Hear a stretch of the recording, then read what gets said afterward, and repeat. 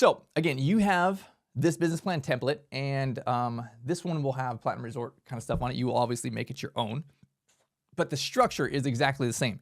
And I'm going to be going through those key points that we showed you a few minutes ago, and really using this plan as my template for that. So let's go at it like we were opening this up, and I'd be like, okay, well, here, this is our plan. So this is Platinum Resort, this photo here. You can use this photo of Mesa. You can use one of the rendering photos, put it right on the cover of the business plan. Here's what we're gonna be building, right? This is what it's gonna be. Super excited to talk to you about this. So I'm gonna skip over, like you'll see, I'm just gonna skip over that page. And here's what we're gonna talk about. I may kind of pause it on these different things, and I'm gonna talk through this. So the first thing is a summary. I'm just gonna give them here's the quick version, right? Like, here's what we're doing. So, like I said, here's what we're building. We're building either one or two or whatever you're gonna do. We're building one of these mansions, right? They're about 10,000 square feet. And our whole thing, here's what we wanna do is we take care of grandmas and grandpas at the end of life, right?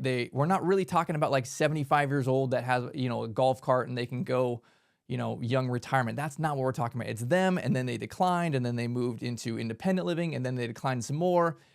And then they maybe declined one more time, and then they move in with us. We're talking about the last stage of life. We're talking about people who are 80s, 90s, 100 years old. We want to provide care for them at the end of life. So we do that by building this purpose-built building, right? That's why I showed you the architecturals. We're going to build one of these, and then we're going to have staff, and I'll talk about what that means, but we'll have staff to be able to take care of them.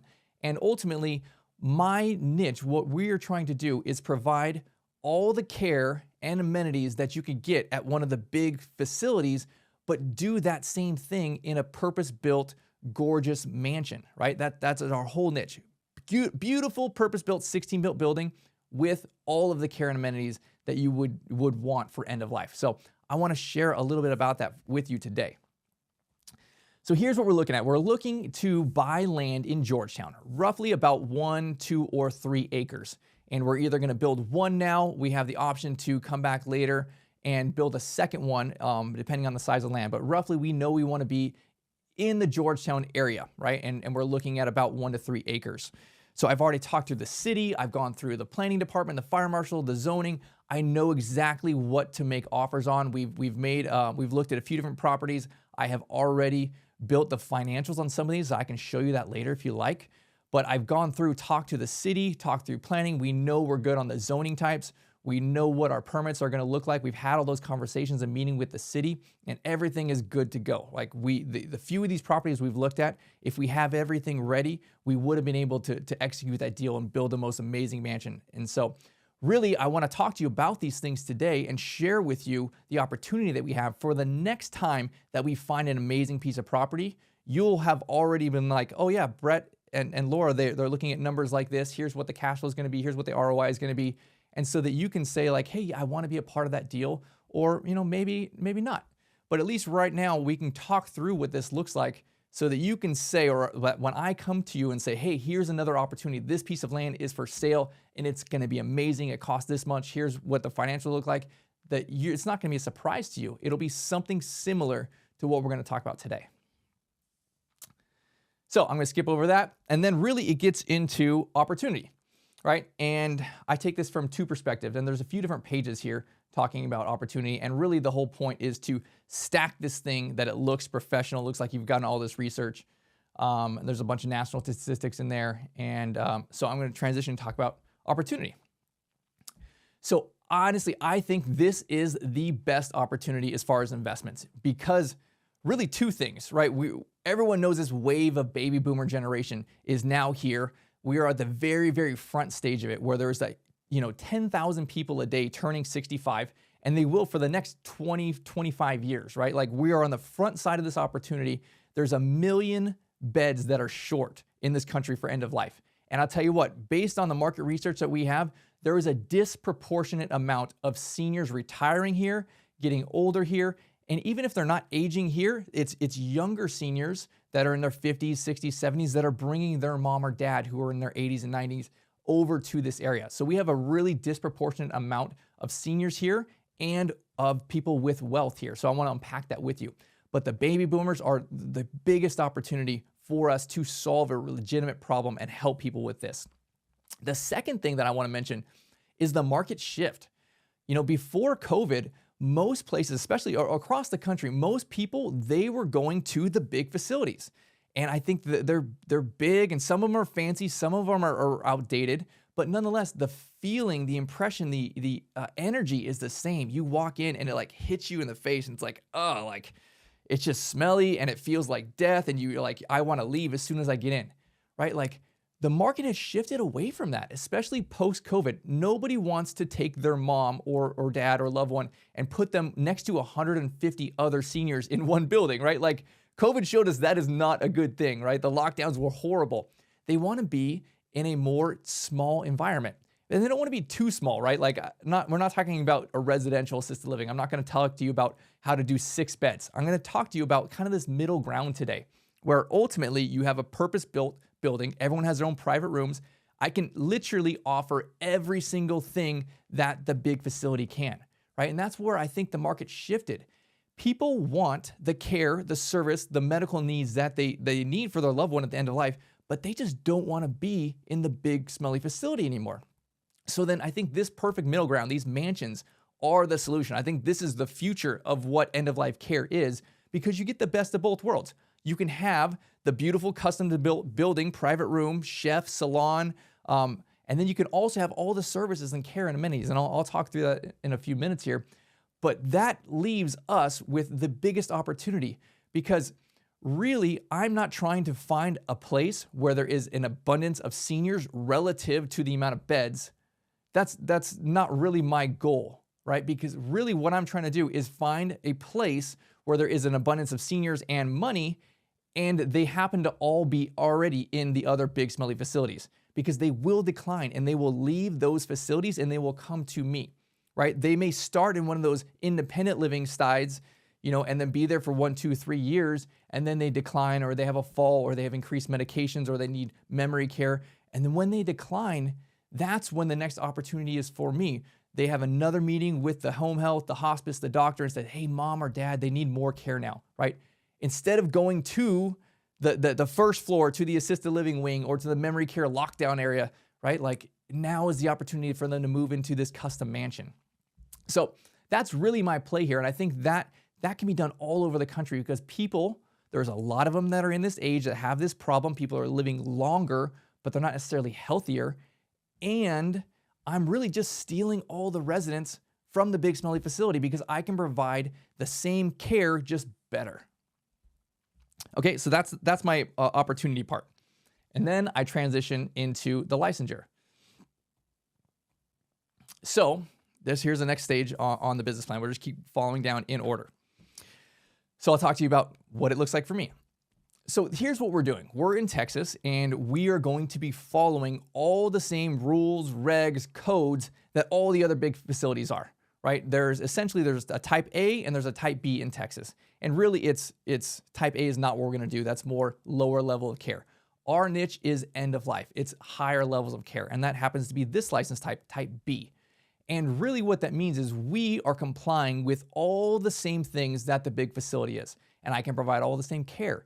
So it's not like we're just going to be buying this property and winging it. We're going to go through all the proper steps. We're starting with the city. We're going to get all the planning, all the building stuff done. We're meeting with the fire marshal. We're going to put in sprinklers and a fire alarm. We're going to have all of that egress stuff done. Then we're going to the state and the health department. We're going to get approved for all of these things. So it is a legit business that is purpose-built for this. It will have a license that will add so much value to this building. So that's really what it is. Our niche is end of life. It is, and then I'll kind of transition to what that is. You can see here it talks about dementia. Our niche is end of life, right? I said before, we're not talking about like people who are newly retired on the golf course. That is them, and then wait about another 20 years, right? We are trying to solve a bigger problem. And with that bigger problem comes a higher price, right? We're not talking about $2,500 where everyone just rents a room and they go down and have a cafeteria on the bottom floor. They may have started there in their late 70s, early 80s. We are legitimately trying to solve an end-of-life problem, meaning that they are coming to us not for a couple weeks, but for the couple years. those last few years of life. So most of our grandmas and grandpas are in their 80s or 90s. They get into 100. They are, again, we talked about our license type, they are allowed to be with us all the way through the end. They are expected to come here. It's their last stop. They're going to pass with us at our assisted living. They do not have to move out and go to a hospital. They don't have to move out and go to a nursing home. Nursing homes are another option, but again, we are allowed to have what's called aging in place. It means you can have grandmas here that are going to be here till the end of life, right? That's our whole niche. Solve a bigger problem, handle that, and really we just have a flat fee. It's one payment every single month. You know exactly what it's going to cost. Whether mom does great or whether she declines, it's going to be that same one charge every single month for the room and the services together. So we are solving a bigger problem, and there's two sides to this problem. There's really the physical problem, right? Which means you may not be able to walk anymore. You may be incontinent. You may need help showering and eating and those kind of things. We're going to help you with all of those things physically. And there's also the other side of this, the dementia, the memory care. You may be able to walk and toilet yourself and shower. You just may have some level of Alzheimer's or dementia, and you may not remember where you're at. You may have wandering issues. We will have locks on our doors. You can't just get out and walk down the street. We will have kind of these two things. They go hand in hand. It's assisted living and it's memory care, because ultimately at that stage of life, when you're 95 years old, even if you have don't have a diagnosis of dementia, you still have some type of memory loss, right? Like that's really our niche. End of life, those last few years of life that you can take mom to, and we're going to take care of her. She's here to pass. Our job is to give her the best quality of life for those 2, 3, 4 years that, you know, really she can pass with dignity and be in a place where it's beautiful and she gets the best of the best care. So then I transition over and we'll talk about competition. And so you do your own market research, you'll put it in here. So here's, again, I've done lots of market research. I've been to every assisted living in my area. I can tell you who is great, who is struggling. There's some big ones, there's some small ones, right? And again, we are trying to be this in-between amount, right? 16 beds, that's what we want to do. There's also 60 beds, there's also 6 beds, right? I don't think 6 beds is the way to go. I can't offer all the care and amenities from that perspective. And then 60 beds is also too big. Right? Nobody wants to be with 59 other people. So I've done the market research. I know who is being successful. I know what all the bed rates are. For us, the comps are showing about 8,000. And when I say that, I'm comparing apples to apples. And there's two things that I'm really comparing. I'm comparing my physical product, which is the building, and my services, the amount of care that we can provide. So when you look at those two things, there are definitely places that are cheaper, and they either have one of the two items, the physical product or the services, that are not as good. When I go and I specifically look at a gorgeous new construction building that's purpose built, that has private rooms, that has a chef, that has a salon, that's beautiful, and I look at that, and they also provide end-of-life care or memory care. They have the product that's gorgeous, and they have the services that we provide. That's who I'm really looking at. That's the comps. And really for us, it's showing about 8,000 to 9,000. So I'll show you what those numbers look like later if you want to see them, but we put in, hey, here's what it looks like. This is what our market is showing, right? If there's definitely lighter levels of care, that's not applicable to us. They don't necessarily have those. There's also places that have shared rooms and they don't have a bathroom, and that's not really our customer either. We are private pay, and again, we are for people who have more financial means. It may be mom, she may have to sell her house for this, or a lot of times it's the kids. The kids have financial means and they are covering these expenses. So from there, we're talking about the business model, the product. And I break this into two sides, the physical product, as I mentioned, and then the services. So we'll talk through what that looks like here.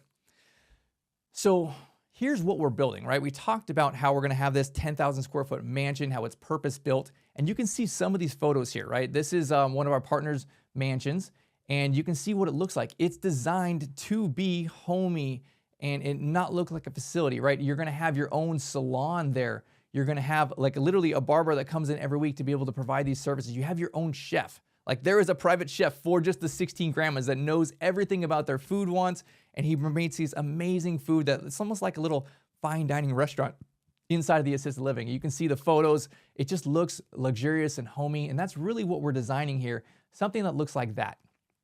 So that's one component. The other component of it is the service, right? We talked about how we are trying to match apples to apples, the best, biggest new construction product that has our end-of-life care. So a lot of times you go to the 4-story new construction assisted living, they have, floors 3 and 4 is, the independent living. They have 150 beds there. And then maybe on the 1st or 2nd floor, they have 60 beds of assisted living.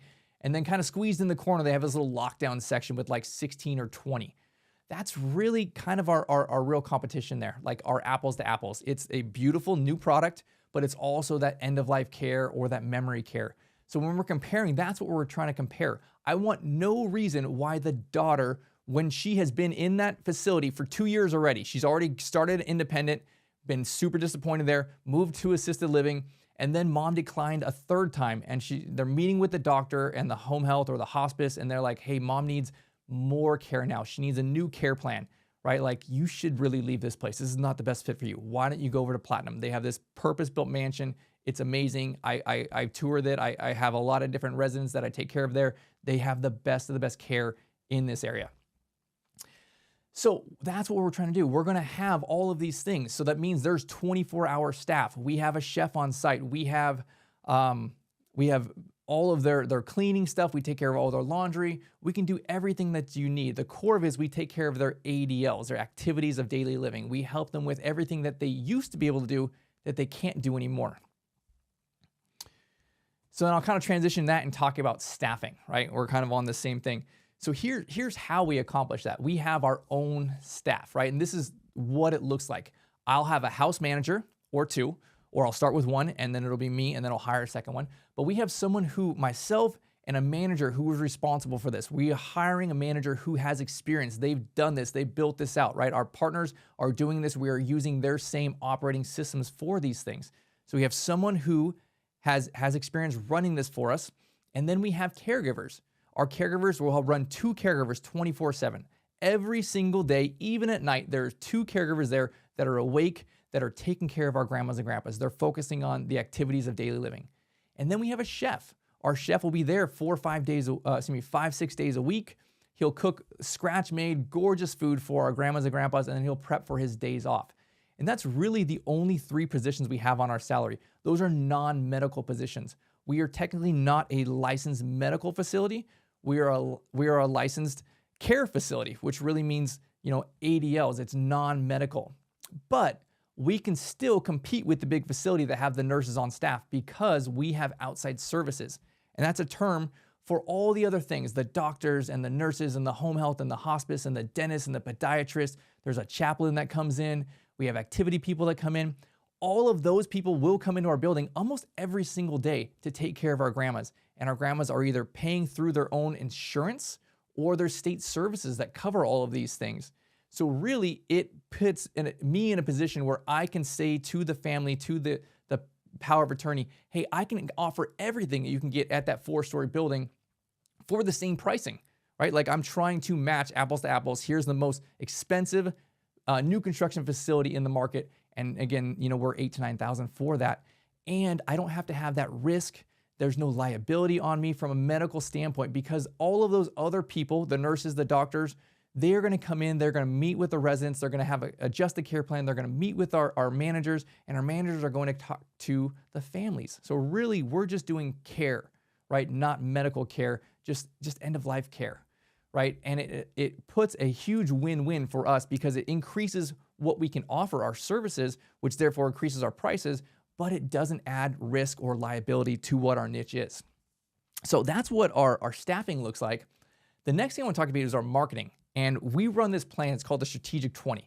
This is how we fill our beds even before we get our license. My goal is that we can have 50 to maybe even 100% of actual checks on hand while we're building before we get our license, so that once we have our license, we'll be able to move in just this wave of grandmas and grandpas and be full within 90 days, right? Our partners have done that, Brett and Laura, they've done that multiple times, and they show us this system called the Strategic 20. And the gist of it is, it's how do we steal the residents from the big smelly facilities, right? Through these strategic relationships, through the doctors, the home health, the nurses that go from facility to independent living to rehab to nursing home. They know who provides horrible care. They're in the buildings every single day, and they know who provides great care.